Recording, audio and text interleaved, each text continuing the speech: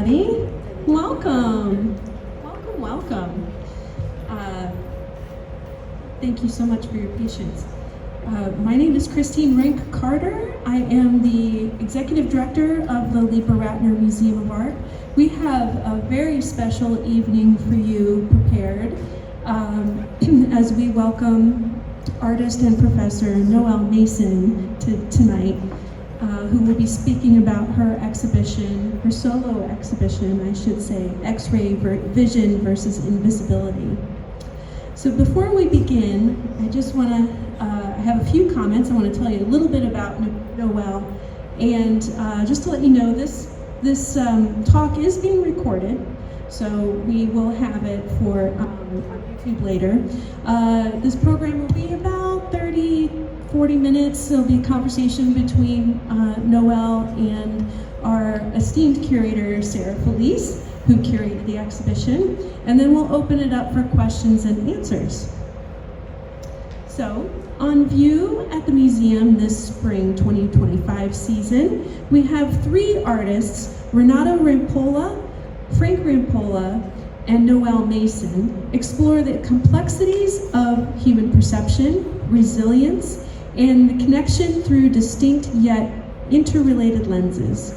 Tonight we explore the work of Noelle Mason in her solo exhibition X-ray Vision versus Invisibility, which is on view January 11th through April 27th, 2025 in our newly named exhibition galleries, the James W. Mitchell Jr. Galleries. Noelle Mason is an award-winning artist, associate professor of art, and MFA coordinator at the University of South Florida. Mason's X-ray Vision, oh, I'm sorry, my mic is going out a little bit. We're adjusting that. Gonna eat the mic. Well, that's the only We've got, so, as I mentioned, Mason's X-ray Vision versus Invisibility series examines the authority and objectivity of surveillance imagery, transforming mechanized representations into tactile, humanized works that challenge notions of control. Utilizing an array of non-digital media such as cyanotype, embroidery, and tintype, Mason reinterprets images traditionally bound to technology and authority.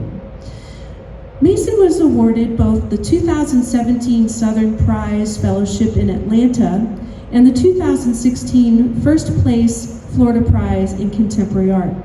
She has also been the recipient of the Joan Mitchell Foundation Grant, a Jerome Fellowship, and the Illinois Arts Council International Artist Grant. Her work has been exhibited nationally and internationally, including the National Museum of Mexican Art and the Smithsonian Institute. She has participated in residencies at the Skowhegan School of Painting and Sculpture, the Franconia Sculpture Park, and at 1A Space in Hong Kong. She holds a BA in both theater and fine arts from the University of California, Irvine, and an MFA in sculpture from the School of Art Institute of Chicago. We give Noelle our heartfelt congratulations for recently being awarded an Arts Impact Grant by Creative Pinellas and Pinellas County to support this project that you see in our galleries, and that helped make this exhibition possible. Noelle is truly recognized as one of the visionaries shaping Pinellas County through her creative work. So please help me welcome Sara Felice and Noelle Mason. Thank you, Christine.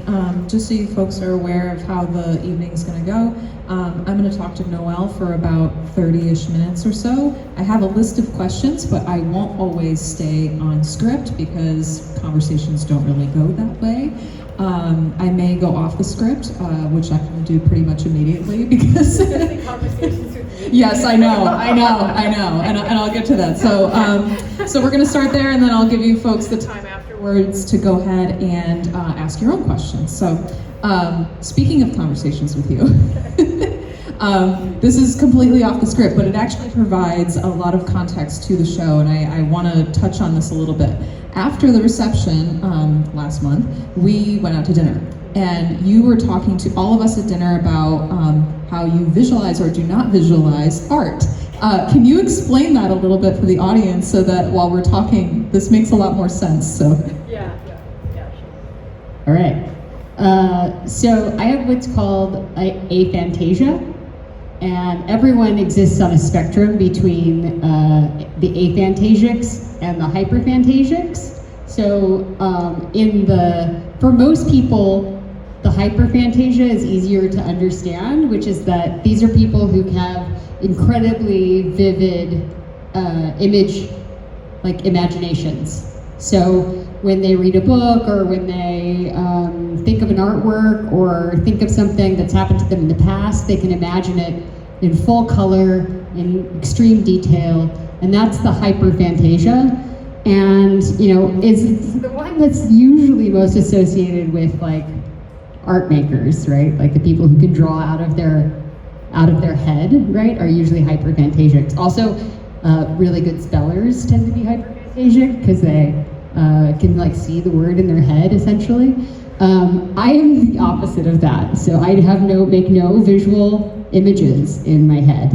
So not when I'm dreaming, not in any kind of hallucination, and when I close my eyes, I see the back of my eyelids, and that's it. So there are things that kind of come along with that, which is actually a heightened sense of direction. So if you want directions, I'm a good one to follow, which is strange. There's obviously some things like my spelling is terrible. I can only spell from like the way a word sounds, and so I'm in a constant fight with the word bureaucracy and colleagues. Like I can't write the word bureaucracy to save my life well enough for the word processor to recognize it. So it's like a challenge. And then the other thing is a mild face blindness. So I don't have an extreme type of face blindness, which was characterized by, if you've ever heard of the neurologist Oliver Sacks. He was known because he had a very extreme version of face blindness, as did Chuck Close, which is really interesting if you think about how he drew faces very up close his whole life, right? It might have something to do with the fact that he couldn't record faces, he had face blindness. So, but that does come along with it. But it is I think, interesting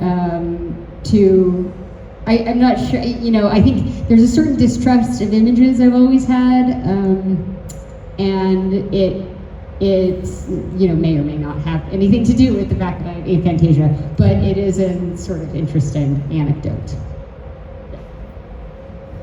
So when you talk about this, I think everyone goes, well, wait, you're an artist.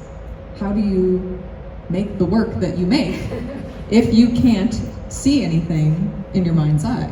So what's that like for you? I'm looking at other images when I make the work. I mean, one of the things that it has always made me good at is observational drawing, right? Because I can't draw, I'm not imagining the things. So unlike when you teach drawing, a lot of what you teach students is how to stop relying on what they think they see, right? Well, if you don't think you see anything, you're gonna rely heavily on what you actually see. So I was a natural at observational drawing, because I'm actually paying attention to what I'm seeing and not what I think I'm seeing. Does that make sense? So yeah, and it's this spectrum was only defined in 2016 or 2017. It was only labeled, right? And it's really funny because talking to other aphantasics, I've heard them have the same response as I did when you find out that people are making images in their head, or when they remember something, they might remember a really intense image, which is that we all thought that was a figure of speech when you said imagine this, or visualize this, that people were having this, that was just a figure of speech. It wasn't something actually happening in their brain. So, yeah. Anyway, does that, I guess, answer the question? I mean, I make a lot of work. It's by finding this out and finding out about Chuck Close, being, it's both of us are very, have the impulse to like copy images in some way. And so I'm like, well, that maybe there's something there, you know, that like, that inability to like fix an image is like becomes like an impulse to like copy the image in some way. So, given all that, folks are probably surprised if they don't know you to learn that you're the head of sculpture, and so let's begin there, right? So this is before I even ask my first question on the list, by the way. So you're the head of sculpture at USF, and when I sat down with you to talk about the work, very candidly, of course, you mentioned that like photography isn't really your thing. So, and I've often had to correct folks when they come into the gallery and they say, "Oh, this photographer." I'm like, "Wait, hang on." Yeah, I'm making photographs, so yes. technically, yes, but I'm a photographer when I'm doing the process. Yes, yeah, but can you talk a little bit about how this comes into play with your relationship to teaching? And there's this, an interesting sort of duality that exists. It's just two different worlds almost. But I think folks may have a little bit of a disconnect. But can you talk about it a little bit? Yeah. Yeah. So I see my practice as a sculptural practice. I come from sculpture in terms of its. I mean, most artists that I know do a lot of things, right? They'll make drawings and sometimes make photographs or performances and sculptures. Like, there's not those kinds of hard boundaries like there might have been back in the 50s or 60s in terms of like defining yourself by a medium.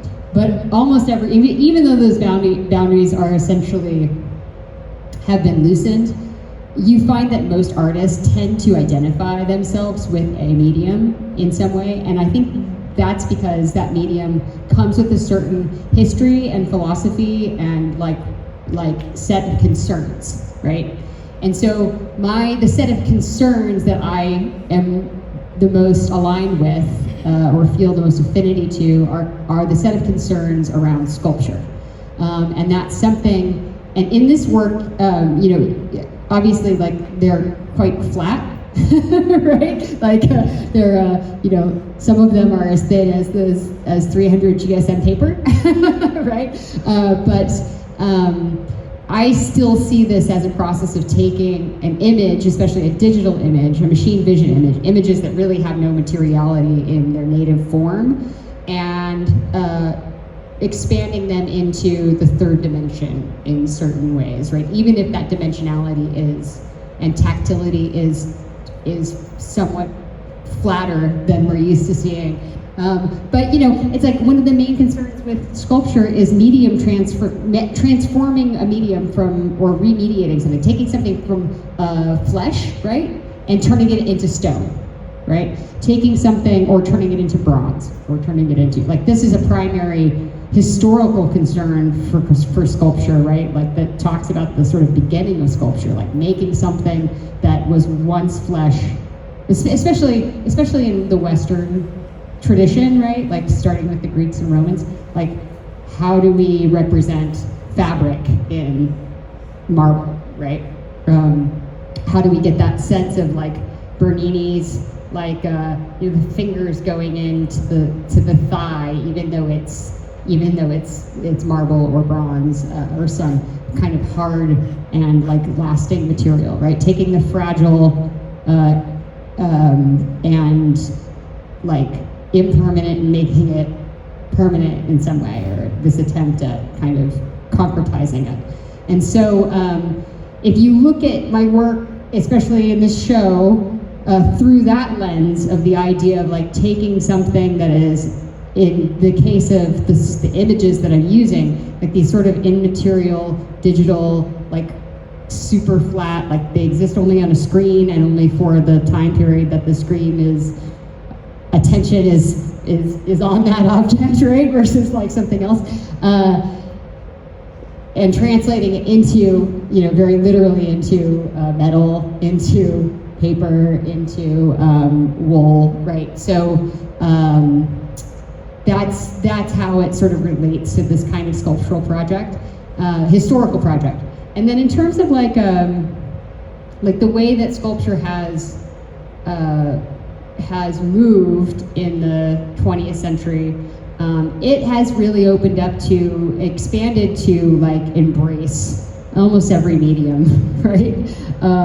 And one way in which it does that is it thinks about the medium itself as like it's very important in sculpture that what people, not for everybody, but there's one vein in sculpture where the medium that you use is a big significant part of the meaning of the work, right? So if I make it out of potato chips, it's important that I'm thinking about, you know, a time period when potato chips exist and like the experience of eating potato chips, right? And so like for me, that's part of the sculptural tendency is towards like these aren't just images, they're made in cyanotype because of the history that cyanotype brings to the work, or the history that tintype brings to the work, or the history that Goblin tapestry brings to the work, right? So all of those things are, it's like, it can be these photographic processes. Next week, it can be, I'm trying to think of something else that you know, like counted cross stitch was a good example with that, right? Like that's the history of that craft, both a personal history, like having done it as a child and like my mother spending, I don't know how many hours like sewing things that say, or doing cross stitch to make these kind of like home sweet home things, right? Like that's the ubiquitous one, home sweet home, right? And so like this idea of home that's related to the border and this idea of like how the difference between like home and homeland and like how that kind of gets folded into these issues. All of those things are important to me, right? Whereas in painting, you don't go up to into a painter's studio and go, so why are you making this with paint? Usually, right? But that's very common in a sculptor studio. Like, why is this being made out of this material? Because like everything's available essentially for it. Yeah. Well, you actually answered the question about why cyanotype, why tintype, why partner, so I don't need to ask that. But we can move over get to more specific if but like in terms of those histories. Yeah. If you want to just give a little context. Yeah. I don't have to like belabor it. Cyanotype, the history of cyanotype it's both tintype and cyanotype are invented around the 1850s, like mid 1800s. Cyanotype was originally used. It's the very first photo book is illustrated with cyanotype. It was a book by Anna Atkins. It's also considered the first female photographer. She was a botanist and was taking algae, marine algae, and doing cyanotypes of them. They look very much like X-rays. They basically, they're not technically X-rays, but they have that appearance because the algae are transparent, so you get the entire kind of structure of the algae within it. And then the other major use historically with cyanotype is that you're probably all familiar with is the blueprint, the architectural blueprint. It's the way in which blueprints went from being we didn't call them blueprints. The architectural drawings went from being hand-drawn, hand-copied, to copies that could be passed out, or produced relatively cheaply and quickly. So those two histories combine in the imagery. The backscatter images that are made, they really do have this like kind of elevation-like quality that you see in the architectural drawings,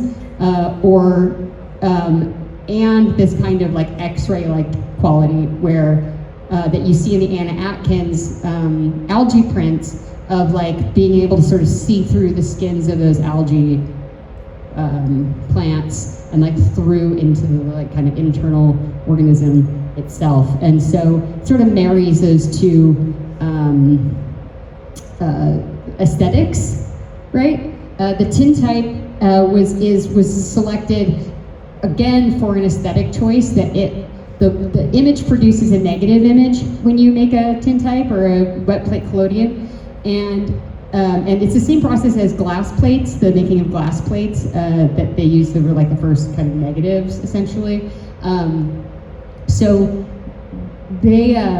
it produces this kind of negative image where like the positive image is like rendered white on the tintype itself. So the back is black, so it looks, it ends up appearing, right? So it resembles quite a bit the infrared images that are made at night, that are used as night vision images of people walking across the border. And so that technology, that tintype technology, was extremely important for documenting the first migrations into the American West in the late 19th century. So I'm going to say first, but major migration into the American West. Some of the first images that are taken of the American West are done in tintype. And so it was this idea of like kind of going back to that technology and like kind of looking at the way in which those images were produced and how there's this kind of recursive or this reverberation of that image in like the images today that are being made for very different reasons, right? The tintypes were often being made to like bring back to people, you know, in the Midwest and East to like promote, like move to the American West. Like, look how great it is out here in the frontier. Look at the, you know, incredible landscape and this kind of like fantasy around the native people and you know, all of this like, so you know, it was used as this promotion, and here in today these technologies are making very similar images but using to essentially control that space and like keep those migrations from happening essentially. Perfect. So if we move on to the topic of border surveillance technology, your work is, in the exhibition, your work kind of explores how these technologies abstract and dehumanize individuals. Can you speak to the ethical implications of these technologies and how your work resists or reinterprets their function? So one of the things that I'm interested in is that these images come to us. We tend to think of them, because they are machine vision or sort of surveillance cameras have the same quality, we tend to think of them as somehow objective. And I want to draw attention to the fact that the aesthetics are heavily constructed, and they're constructed to be attractive to the human subjects who are looking at them as well, right? Like they're designed to like to be interesting to look at. I mean, a perfect example is the tapestry piece, the electromagnetic radiometer imagery. Those are data sets. Like, there is no image associated with that. Like, the images exist only because, you know, the scientists using this technology assign color to these data sets, and then an image is produced out of that data set. So it's doing nothing that like resembles any kind of mimetic experience. That image could look very bland, right? But instead we make them look like these beautiful abstractions, right? So I'm curious as to like how our sort of desire to see things gets wrapped up in the aesthetics of the way these things are produced. And then, you know, there's a certain, especially with the images that are in backscatter and in infrared. I mean, I find the infrared to be almost the worst of them. It really does like render human bodies as like, we see them kind of like as animals, you know. Like, there's a video that I made that has this kind of relationship, because a lot of the people who are taking these videos are also coyote hunting. It's a big thing along the border, especially with ranches. You know, people who have ranches will coyote hunt as a means of kind of keeping the population of coyotes down.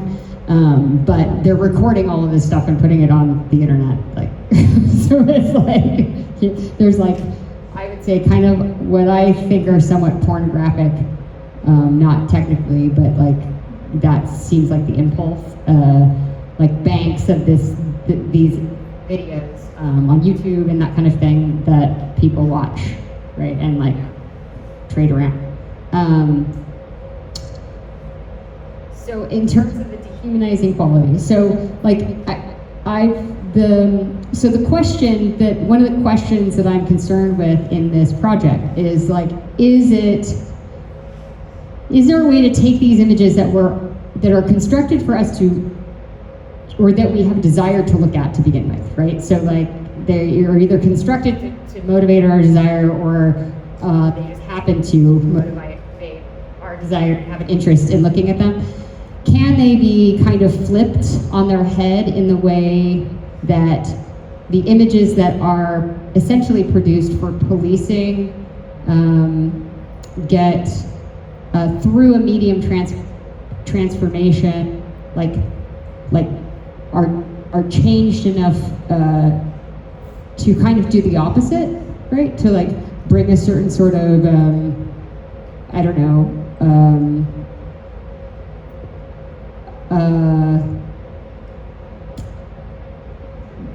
Make us feel like more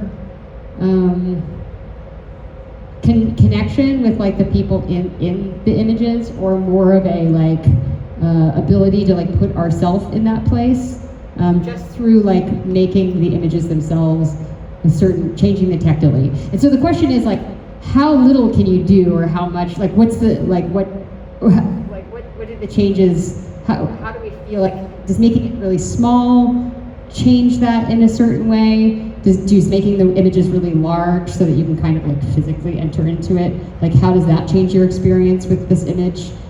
That's different than looking at on a screen, which I think, especially because the screen is, we're constantly like this, plus like an ad for diapers, plus, and just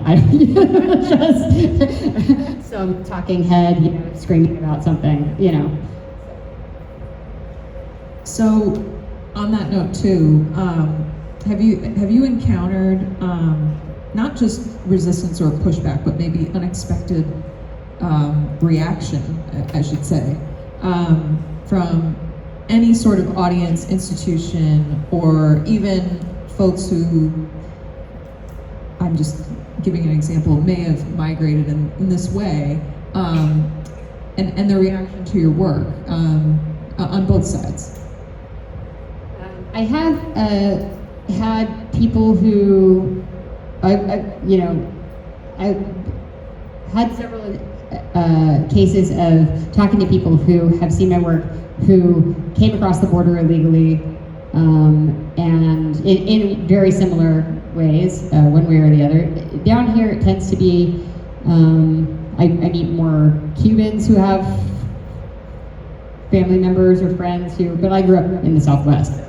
I grew up with a lot of people who migrated in one way or the other. They're usually coming through the Tijuana-San Ysidro border,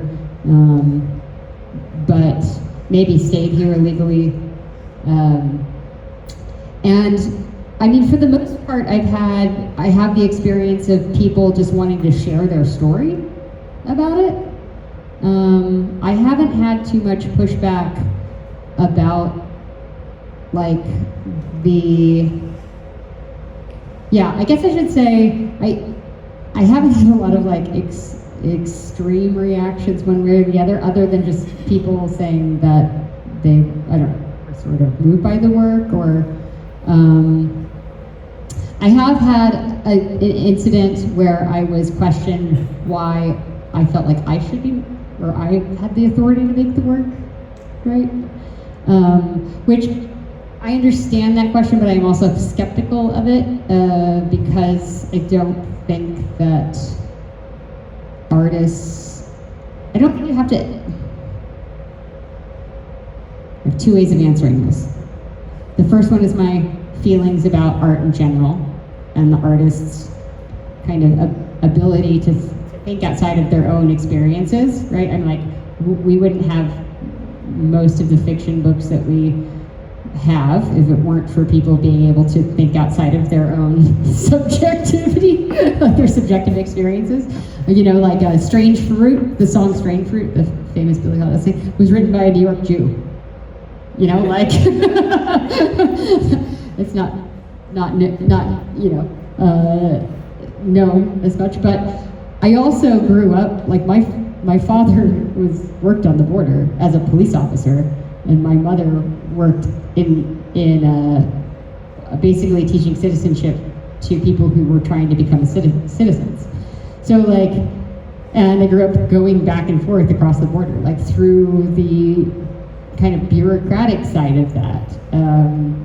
So it's like, it's in a way like very, like I don't think it has to be very autobiographical, but it is like totally autobiographical work in like many ways, right? It's like kind of digesting my relationship to that space through the space of policing, because that was very much like I mean, my dad was a sniper, so, you know, looking through scopes, looking through like night vision, like this was all my childhood.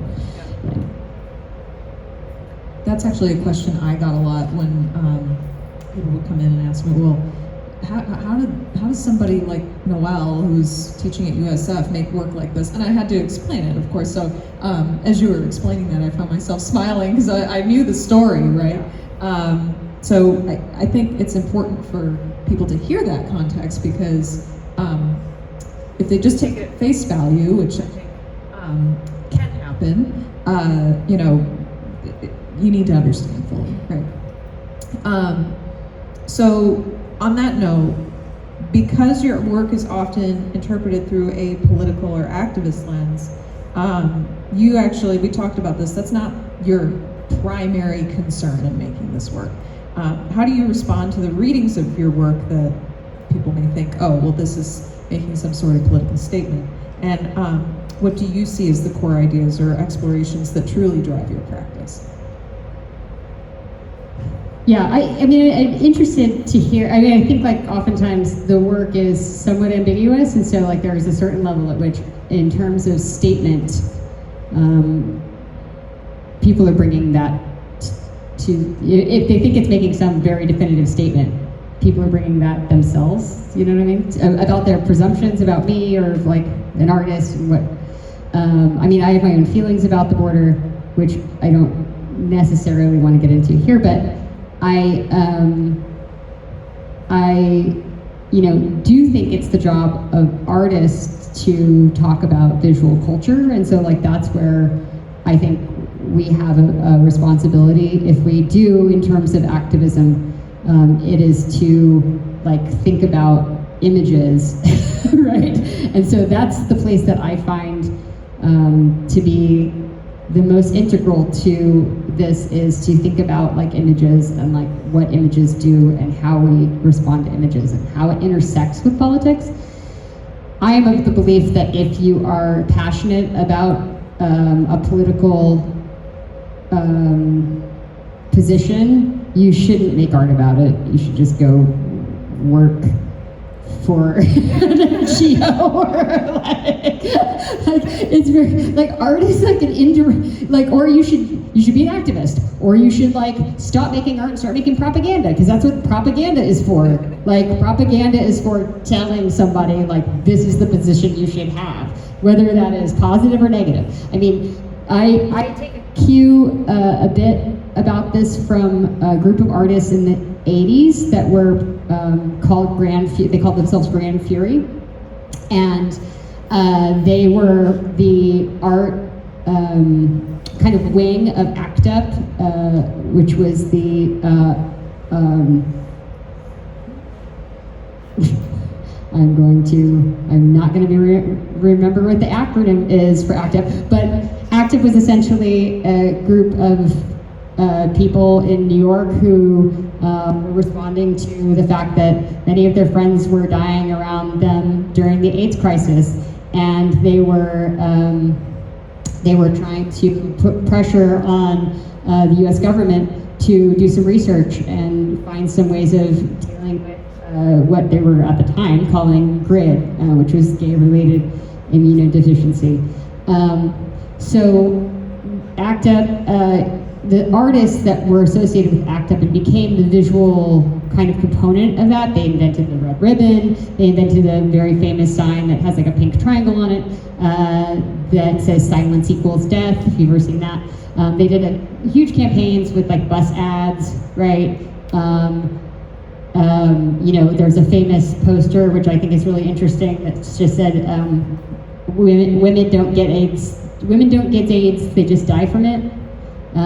Talking about how like not just gay people were being targeted by this disease, but a lot of women were dying, a lot of heterosexual women were dying, right? Because they have the same the same problem as gay men did who weren't using condoms, which they were highly susceptible to the disease. And so these artists separated themselves from their art practice, and this was very important, and they wrote an article about it, which was that they stopped making art and they started making propaganda. And their reason for that was that they said art moves in a very different temporal way. And to make really good art, it has to be indirect in some way, right? That there's a certain aspect of it that's about kind of indulging in a mediation, indulging in kind of indirectness, and at that moment, art was too slow for what they wanted. They needed direct action. They needed to make propaganda, and so they stopped making art. They, I think, made very successful and highly evocative propaganda.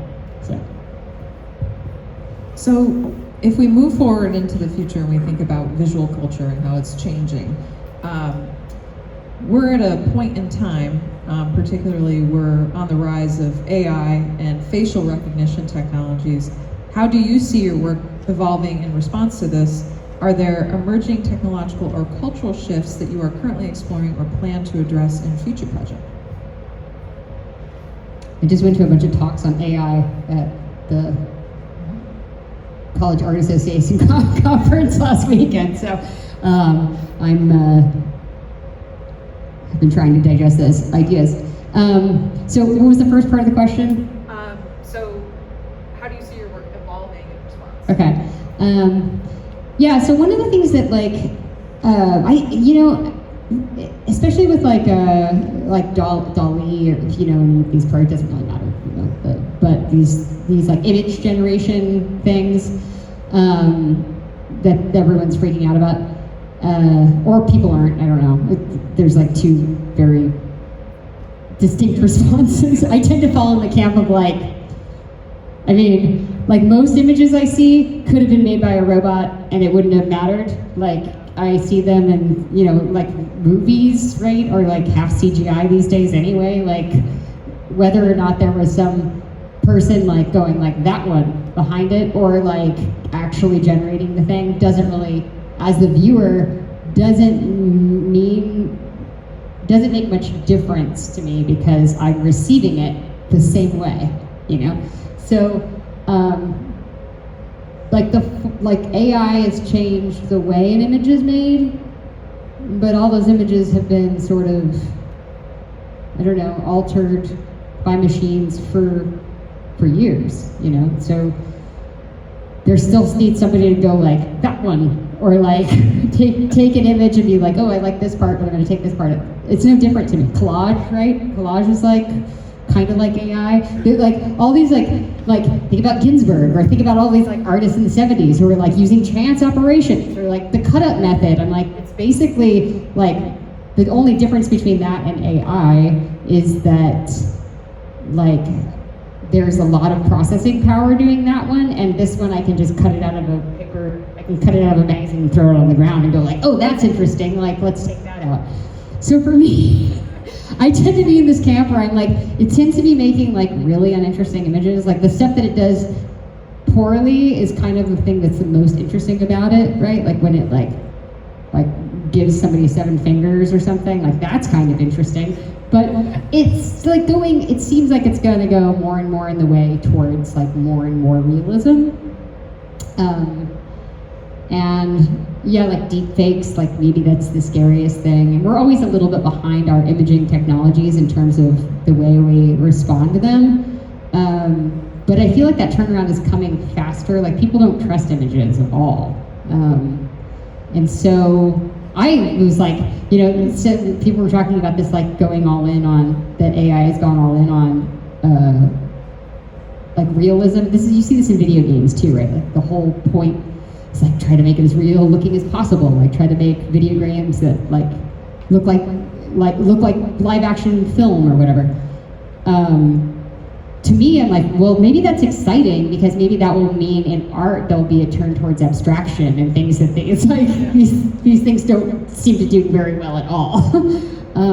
But in terms of like making a project, I have a lot of other kind of sculptural projects that are on my like radar right now, so I haven't really been thinking. I kind of want to see like how it washes out first. You know what I mean? Yeah.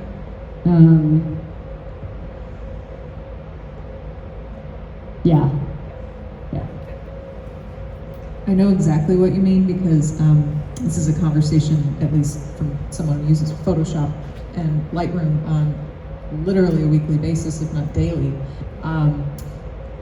I remember, well, vaguely remember, when Photoshop was just coming on the scene and people were using it like as the industry standard, everyone was freaking out, right?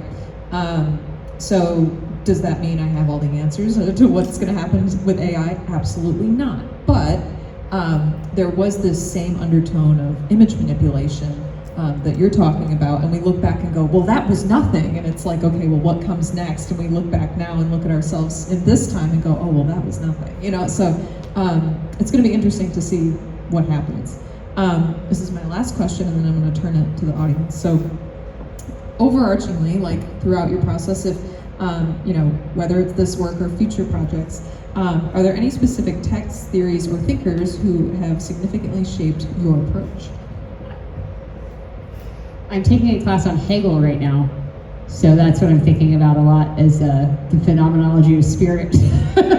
I'm not going to recommend that to anybody. It's kind of a process of self-flagellation, but I mean, in terms of, well, I mean, yes, I you know, kind of, like, I'm really interested in psychoanalysis and specifically like Lacan. So, and Lacan tends to be important in film studies more so than kind of anywhere else. And so that, I think that that's an interesting way of looking at the world. So Slavoj Žižek is like, his books are really important for me. There's a, what they call the everyman's Lacanian, Todd McGowan, who's a film theorist who writes on film, but he's been writing recently on like kind of this like structure of racism, for instance. Like he put a book out on like the racist fantasy and like how it's structured.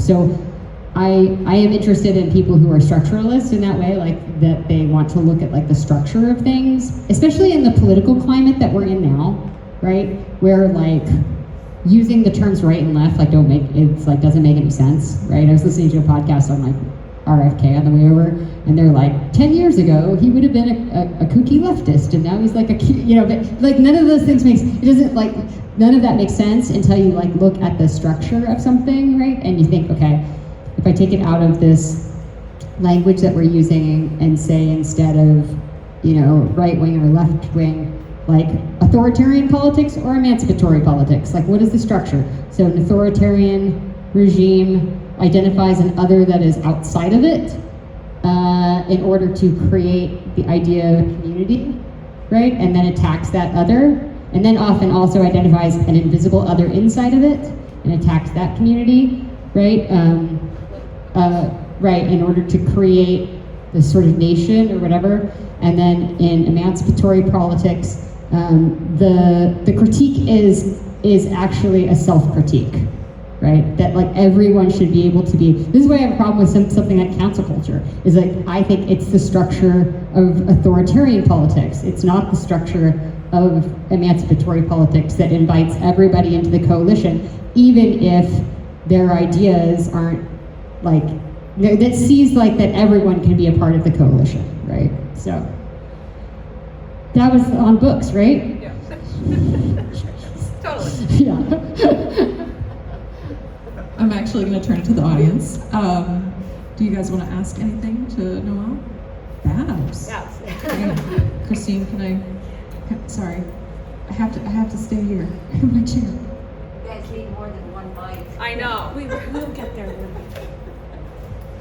Of course, I can talk really loud, so it kind of doesn't matter. Well, YouTube wants to hear you later. Oh, okay. I'm gonna kind of stick with that last thing you guys were talking about. And of course, like all this is now thrown it completely out of my head. So I'm gonna go back to my first question, and I'm sorry I missed some because it took me forever to get here.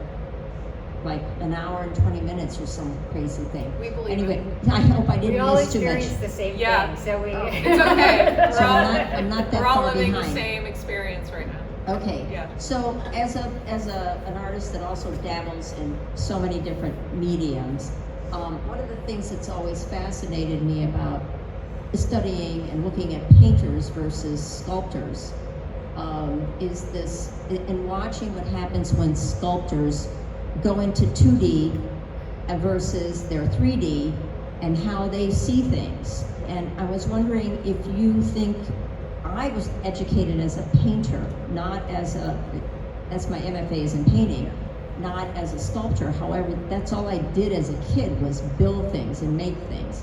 And I'm wondering, do you, for yourself, do you think you see space differently within the 2D? Do you see, and I guess I'm thinking specifically of guys like Giacometti, you know, like his 2D things to me were like building up 3D, and they're so fantastic. I'm more in love, honestly, with his paintings than I am even with his sculptures. So, do you see your own sculpture view when you're looking at things? It's an interesting, different, rounded perspective when you're having to make 3D versus 2D. And do you think over time, how has that changed you or influenced you or any of the above? And what was the last thing you were just talking about before? Emancipatory politics versus Yeah. the books. Of course, afterward I'll think of the question. I had like a really interesting thought. You had so many things tonight that you were talking about. They were fascinating. So, sculpture, 2D versus 3D. So the funny joke is you can tell it when you go to the art opening. If you go to a painting show, you can tell the sculptors in the audience versus the painters in the audience, because like there's not a paint. Well, this will work. The painters come up and they stand here, and the sculptors go like this. Oh yeah. It's like without fail. And then if you have a ceramicist, they're going to touch something and turn it over. The ceramicist does this immediately. It's like, that's what you look at the foot. Like you got to tell how good the work is by the foot. I mean, to me, I always have been a bit of I'm a philanderer, a medium philanderer. And I definitely, like, one of the things that often bothers me about photography is, like, that most photographers think very little about the paper that it's on and like the frame, the like glazing, whether to glaze, whether not to glaze. Like, there's a lot of things, they just see the image, right? And to me, like, the image is the least, or is only one part of the picture, to use image words, but is like, there's so much happening like in the form itself and in the tactility and that kind of thing that teaches us how to look at whatever the image is, right? Or that brings its own, is what contributes to the content in a very particular way. And I've always thought what was interesting about sculpture in relationship to these other mediums is like how one thing, when you translate one thing into another thing, like what happens? Like what do you lose? What do you gain? So all of that is like information, right? Like to me, like, and is a way of like thinking about artwork that enriches my experience with like visual culture in general, right? It was funny, the screen, because when I first started making this work about like screens was like the early 2000s, and we still were using televisions for the most part. Like our interaction with the screen on a daily basis was the television screen. And when the television was invented, like we figured out ways to move away from it and not interact with it physically. Like, in fact, it was considered like, you know, when I was growing up, don't sit too close to the screen, right? Don't, you know, that was like, it was like, be afraid of being too close to the screen. Don't touch the screen, are you kidding me? You're right all over the screen, right? You have a remote, you're like completely remote from it, right, as an object, right? And then, so that teaches us a way of receiving what's there. Marshall McLuhan makes his point, you know, way before I'm stealing these from Marshall McLuhan. The medium is the message, right? But the medium of television teaches you something more, it changes society more than what's the content is on the television.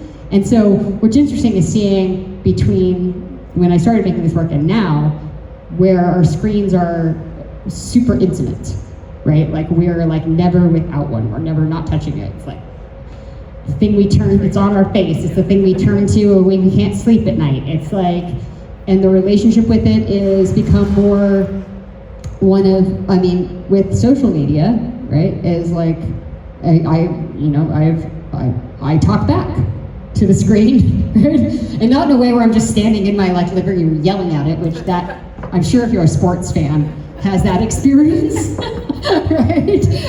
But like, you know, I literally am like interacting with or making content myself. I'm not making content because I do none of that, but I make content this way. I don't do it in the screen world. But like a lot of people are, you know, and a lot of people find like that interaction satisfying in one way or another, or enriching, or maybe maddening, I don't know, but that's just the form has changed so dramatically, and has changed our relationship to it. And I think that they go one in one. The fact that it's handheld and so intimate, you know, makes you a producer in a way that the television didn't, you know. Anybody else?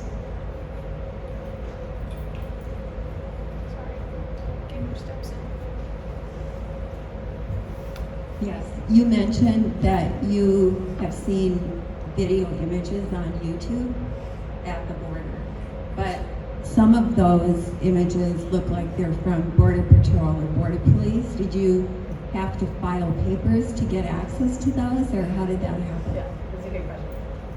I get this question a lot. Yeah. So where I originally started getting these images was from the Minutemen. I don't know if you guys remember. This is like, this is early 2000s. There was a group of vigilantes who, and these vigilantes still exist, they're just less organized than they were in the 2000s.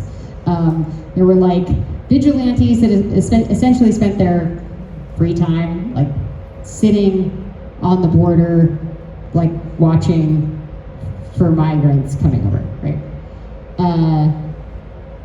And I mean, tragically, like there was a group a year and a half ago of these vigilantes who like killed some people who were coming across.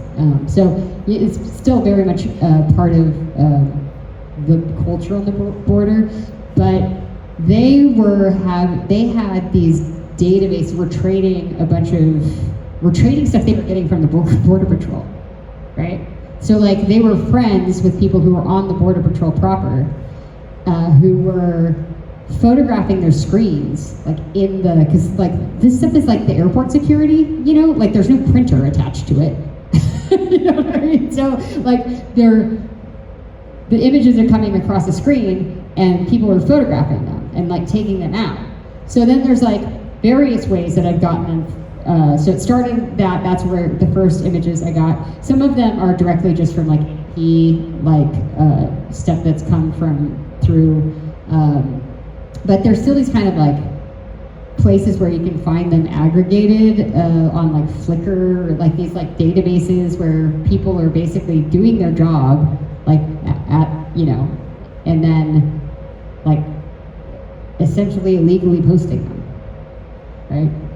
Like, no one really cares that much that they're illegally posting them. So it's not, you know, it's not like data breach. It's not like super sensitive material that people are that concerned about. So,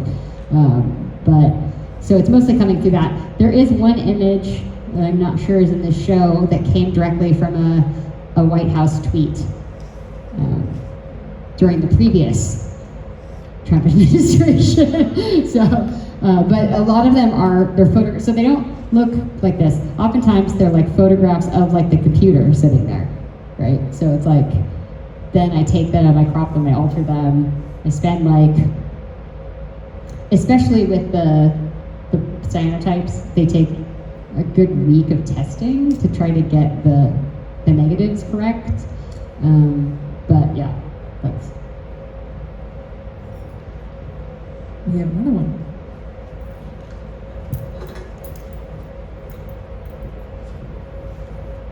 And as I walk around, I'm going to mention something quickly. I thought it was very interesting, your use of materials and what the paper represented, sort of that institutional size paper and the handmade porcelain thumbtacks, which astounded me that you made each thumbtack that is attached to the wall. I'll let this kind lady ask her question, but I'd love to circle back on some of the other materials you use.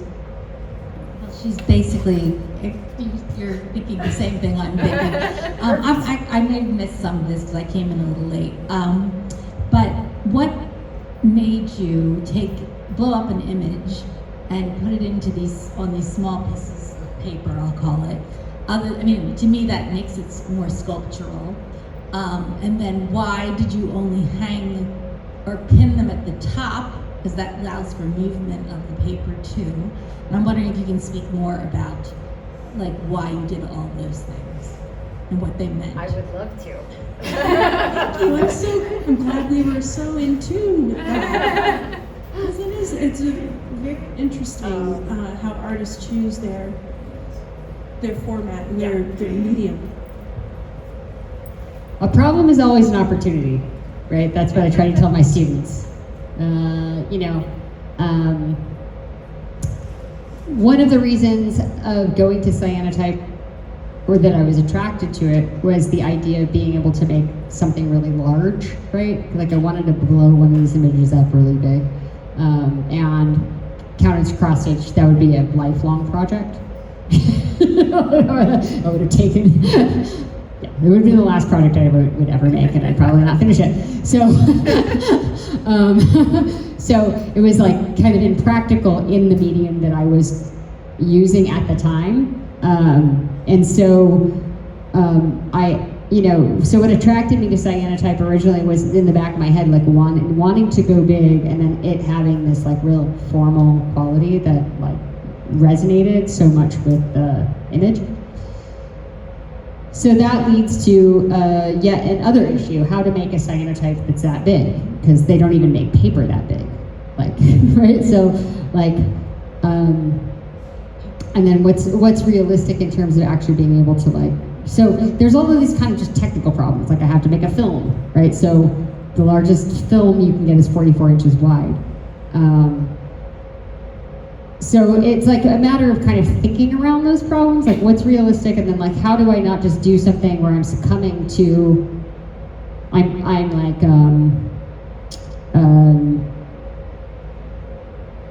just like what's the word, compromising, right?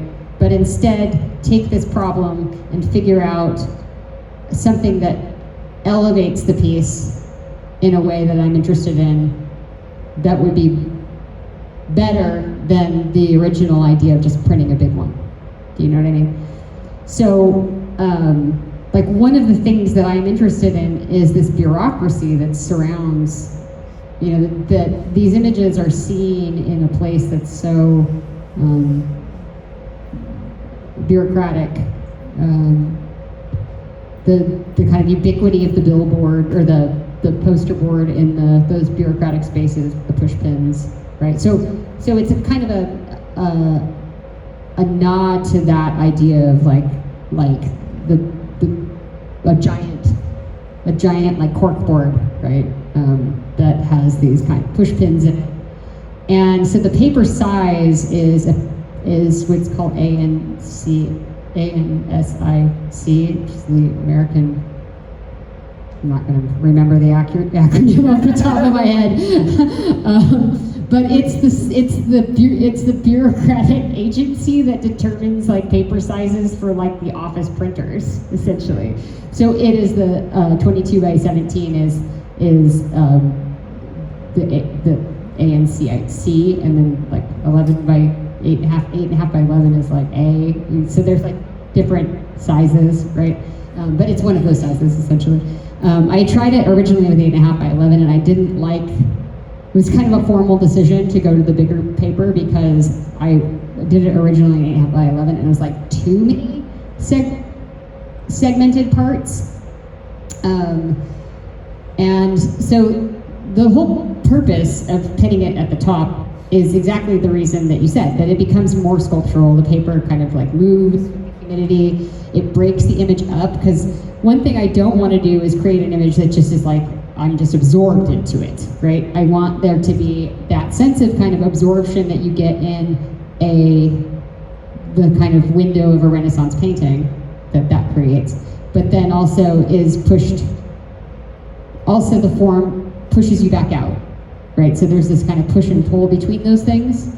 I'm critical of paintings that are just about like absorbing you and not kind of making your position of the viewership aware. Like a painting that I think about that does this well, there's like two that are really, there's a Velázquez, Las Meninas, and that the fact that you're looking at the back of the painting canvas in that painting, right? It's like this, it makes you really aware of yourself as the viewer, and your relationship to the picture. And the other one is the ambassadors painting that has like the two ambassadors with all their gold and money and things, and it's like this beautifully, rendered painting of like a kind of, it's sort of a vanitas. There's like, a skull in there and stuff, or there's like different things. But then there's a big skull down at the bottom that is like elongated like this, and you can't tell what it is. It's just like a big blotchy abstraction at the bottom, and you can't see it from the privileged position of a Renaissance painting. You have to like stand like at an extreme angle to the painting and look like at the surface of the painting like this in order for the skull to become a skull, right? It's called anamorphic drawing. So all of those are points of like trying to kind of emphasize the bureaucracy, like making the pushpins, right? It's like, how do I make that important enough for somebody to be aware of it, right? And not just be something that was like, oh, she had to put it on the wall, so she used pushpins. Like, I never want to do that, I want the decisions to like every problem, gravity's a problem. How do it can't just float in space. So, do I just put it on a pedestal? No shade on anybody putting things on pedestals, but like, for me, I'm like, no, that's an opportunity to figure out the right pedestal, or to make my own pedestal, or to make something that functions as a pedestal but isn't, so all of those opportunities, like the pushpin's a pedestal, right? It like just puts it where it needs to be. Well, it's a sculpture. It's right. All thinking like a sculpture, and that's what I was trying to get at the beginning, because that's what you do. That's what sculptors do. You start creating the things because we're trying to solve a problem. Yeah. But you're also doing very map-like stuff. Everything feels like a map in there. You're mapping it out. Yeah. Gridding it out. And how when you grid up an image. Very much so. It's all a kind of critique on like Western, like Western Europe basically went all in on perspective, like hardcore, in a way that the rest of the world did not. Like the rest of the world had perspective. It just wasn't that important to them. Like, and so like Western image making went like all in on perspective and all in on the kind of like rationalized space and like gridding everything and like,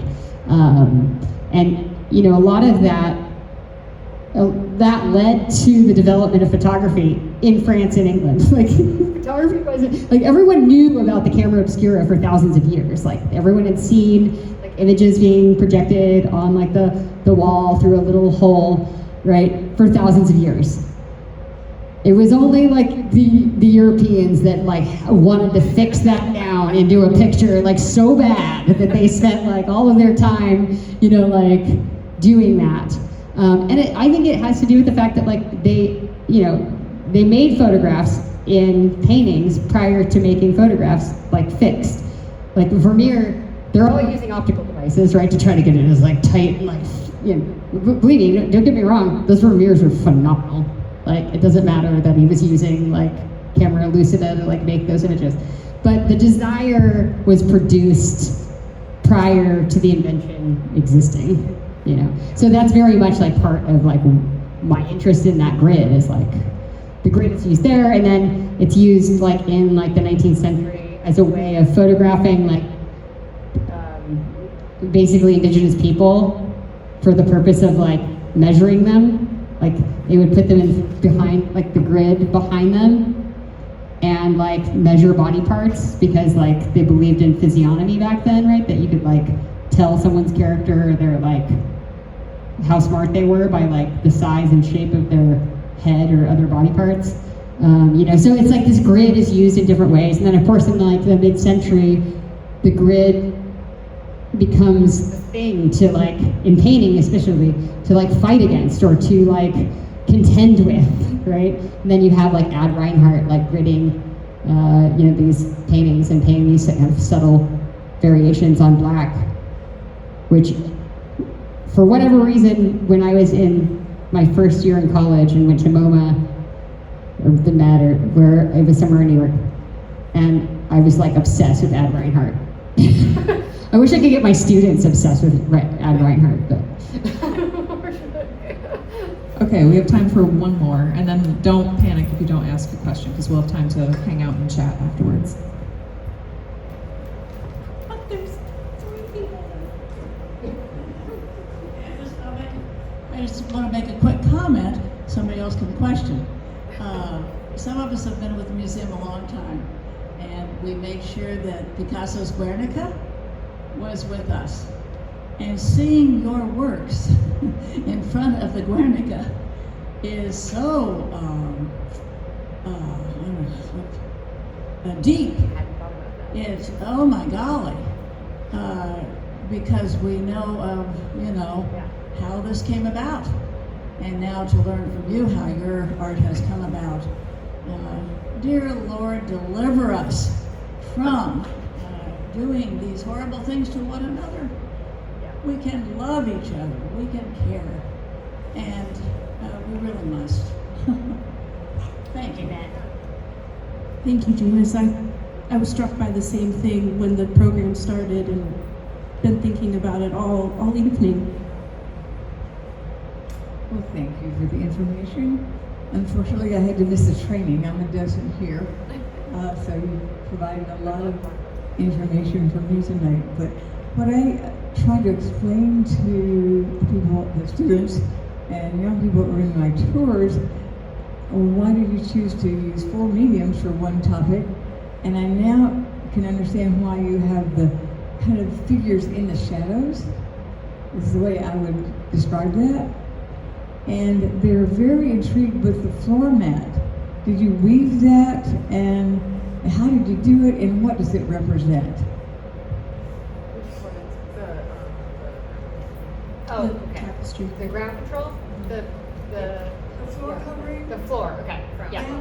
Yeah. So that's a series that's part of the project that are all tapestries.